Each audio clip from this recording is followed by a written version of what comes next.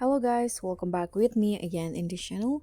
On today's tutorial, I'm going to show you how you can get a better quality of your video only by using these features in the CapCut mobile. So here, you just need to add your video and click on the video and swipe until you find this video quality menu. Click on that. So in the video quality, there are three things that you can adjust.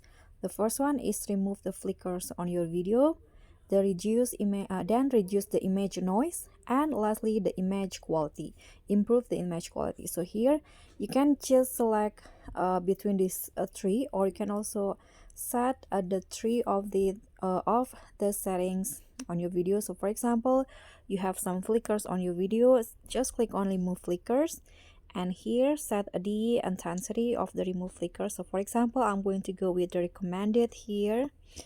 Now CapCut will removing the flickers. You can see the progress in here, so just wait until it's done.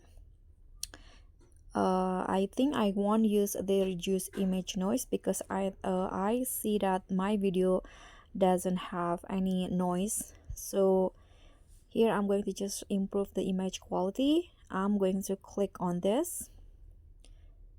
Okay, image quality. You can see now it has been changed into, you can set the non-HD or UHD. I'm going to go with ultra high definition.